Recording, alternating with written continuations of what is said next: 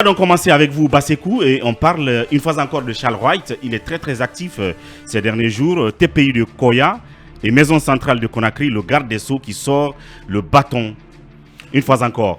Oui, après la suspension de Abdoulaye Israël Pogoumou, procureur de la République près le tribunal de première instance de l'Abbé pour le décès de ce jeune qui avait bénéficié d'une ordonnance de non-lieu prise par le juge d'instruction et une ordonnance contre laquelle il n'y a pas eu de voie de recours, eh bien, Charles Wright a tout de suite indexé la responsabilité de Pogoumou, qui s'est aussi expliqué dans les médias, qui dit qu'il n'a pas été saisi directement de la décision qui a été prise par le juge. Donc après cette suspension, eh bien, Charles Wright continue, puisque dans un arrêté, nous apprenons que M. Sekou Amadou Mansaré, magistrat, procureur de la République près le tribunal de première instance de Koya, est suspendu de ses fonctions pour faute professionnelle contraire à son serment de magistrat, ordonnant la mise en liberté de Mme Louise Loua, suivant ordre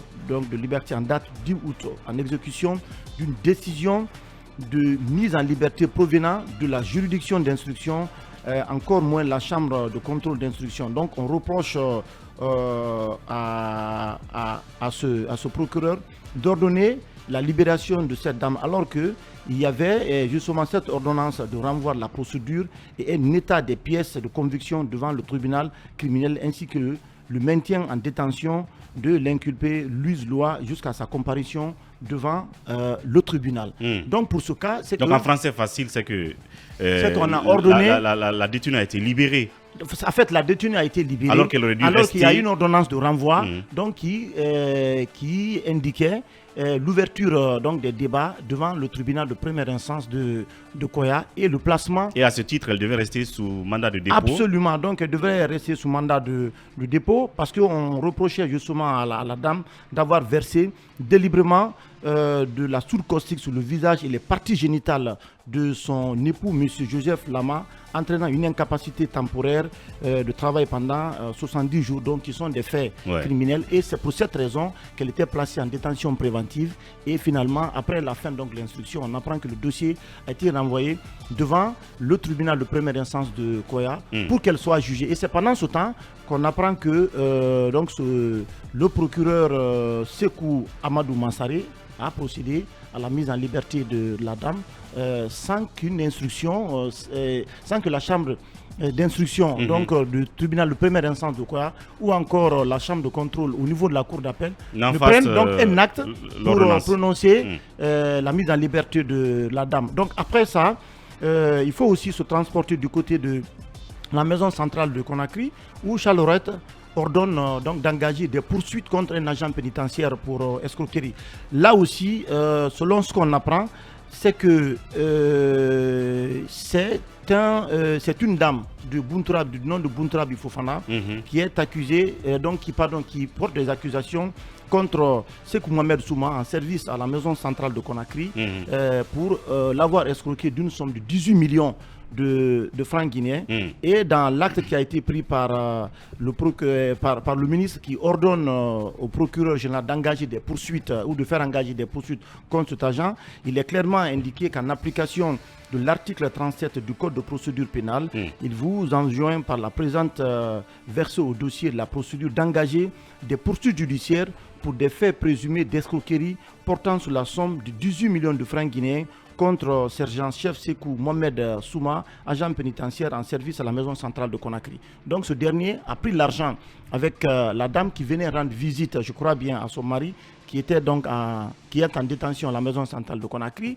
Et donc il a promis à la dame de faire libérer son mari. Oui, de faire libérer son mari, de l'aider à prendre un avocat, alors que ce n'est pas du tout dans ses attributions. Donc tout de suite, quand l'administration pénitentiaire a informé le ministre Charles Wright de ses pratiques, il a tout de suite sorti le bâton, donc cet arrêté pour révoquer de ses fonctions, de suspendre cet agent pénitentiaire, mais d'ordonner également au procureur général près la cour d'appel de Conakry d'engager ou de faire engager des poursuites judiciaires contre cet agent qui n'est pas du tout dans son rôle.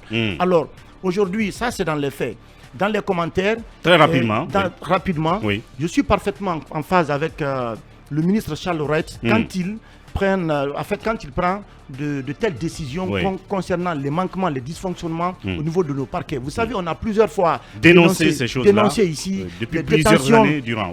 Préventives prolongées, des mandats de libérations fantaisistes de prévenus. Voilà, des décisions de justice qui ne sont pas exécutées, des évasions parfois qui sont organisées en complicité avec certains agents au niveau de la maison centrale de Conakry ou à l'intérieur du pays, ou encore des libérations qui ne sont pas faites sur la base notamment d'une ordonnance de non-lieu prise par les juridictions compétentes.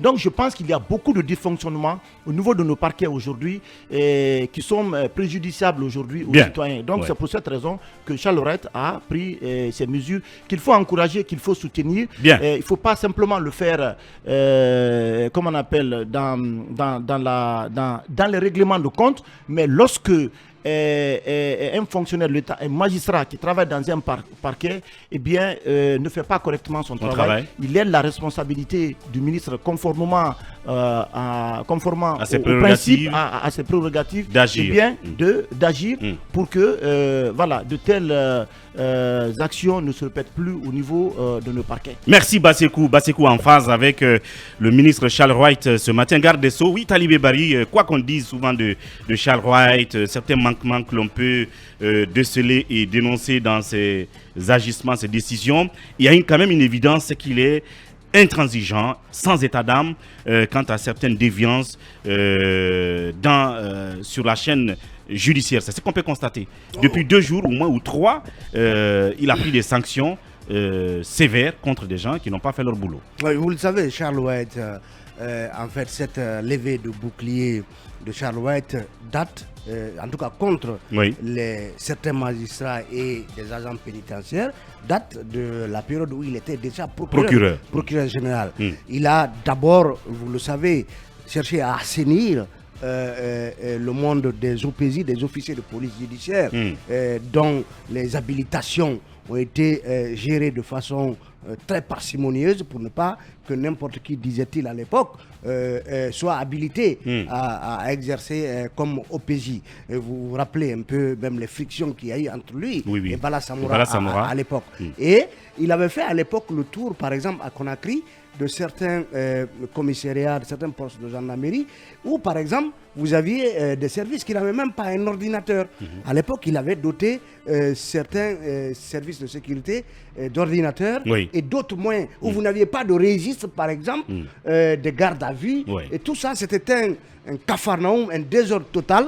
Il s'est investi pour remettre de l'ordre à ce niveau. Maintenant, ministre de la Justice, il veille à ce que les magistrats fassent preuve de rectitude dans leur travail. Et même au-delà, les gardes pénitentiaires, tous les acteurs sur la chaîne judiciaire. Les gardes pénitentiaires, où il y a des évasions fantaisistes, des évasions de prisonniers. Donc, c'est une ligne qu'il faut encourager quand même lorsqu'il y a... Parce que des procureurs qui laissent des gens sortir de prison, comme c'est le cas n'importe comment, ce n'est pas que maintenant que cela existe. C'est des pratiques qui ont sévi pendant des années, mais il n'y avait pas justement de sanctions. Et le fait justement de donner un caractère que certains qualifieraient de publicitaire à ces actes-là permet aussi de dissuader d'autres magistrats parce qu'ils se verraient exposés à une sorte justement de mise à l'index de la part de l'opinion. On va dire, c'est tel procureur, parce que justement on ne peut pas comprendre, comme ce qui s'est passé au tribunal de Dixine, où on vide un délibéré et le lendemain on voit que ça a été remanié pour justement faire monter les montants des dommages et intérêts je crois de 50 millions à 180 ou à 144 millions, quelque chose comme ça. Donc ce sont des décisions à encourager parce que justement ça permet de remettre de l'ordre. Je sais que beaucoup disent que c'est un ministre spectaculaire, un ministre qui est prompt justement à utiliser le bâton. Mais malgré tout ça... À utiliser le bâton, mais il faut discipliner ce milieu, tant le milieu des magistrats que celui justement des gardes pénitentiaires. Ibrahim Alain Kolsouma, là-dessus, vite fait. Là-dessus, nous quand même constatons que Charles Wright est sans peut-être pitié devant... Sans état d'âme. Sans état d'âme, sans pitié sans devant complaisance. Des magistrats indélicats qui aujourd'hui ont rendu le secteur judiciaire quand même peut-être pourri. Trop mercantiliste. Oui, mais bien sûr, c'est des pratiques qui ont existé. Et vous avez des magistrats parfois indélicats, des gardes pénitentiaires véreux, même des procureurs parfois corrompus dans le système judiciaire. Ça, il y en a.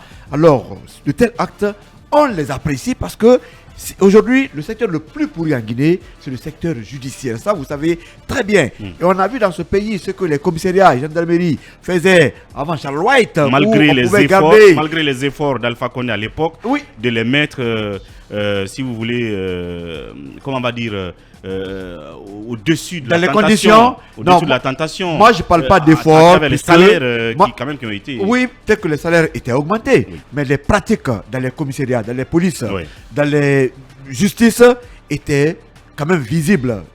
Mais personne n'agissait. Il n'y avait pas de sanctions.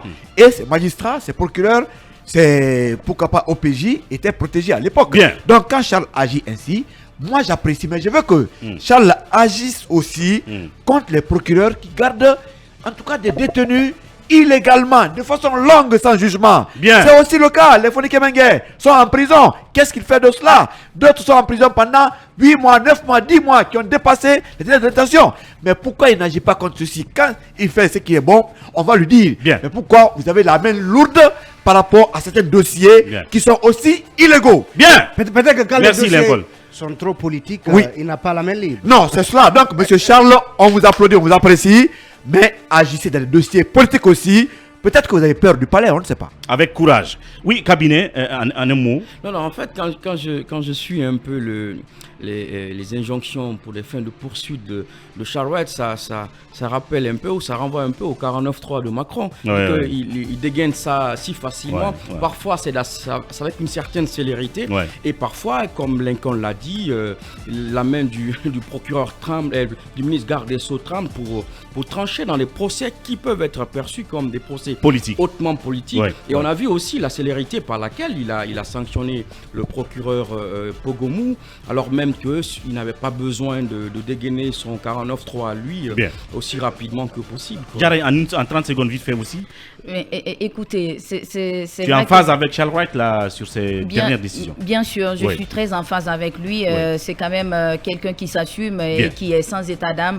Et c'est ce que nous recherchons. Vous savez quand même que ce pays a toujours été gangréné par le clientélisme, notamment au sein de l'appareil judiciaire. Et je pense que c'est le lieu de sonner la fin de la récréation. Puisque nous sommes dans une période exceptionnelle. Il faut faire les choses de façon exceptionnelle. Diarra en phase avec Charles White. Oui, Emmanuel, en 30 secondes aussi.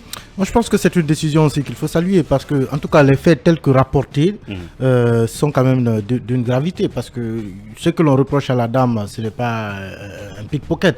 Ça touche pratiquement à la vie d'un être humain et que le procureur décide de le libérer alors que le juge d'instruction avait déjà décerné un placement sous mandat de dépôt. Ça pose interrogation. Qu'est-ce qui s'est passé entre-temps? Je pense que le procureur doit s'expliquer sur ça. Au-delà de sa suspension, il faut comprendre pourquoi cela est arrivé et peut-être derrière, est-ce qu'il y a d'autres complicités? Bien, voici donc des notes positives au compte ou au compteur de Charles White ce matin. C'est bien à apprécier et bien entendu, comme Lincoln l'a dit, il est aussi attendu sur beaucoup d'autres dossiers, même si ceux-ci revêtent le caractère dit politique et sensible.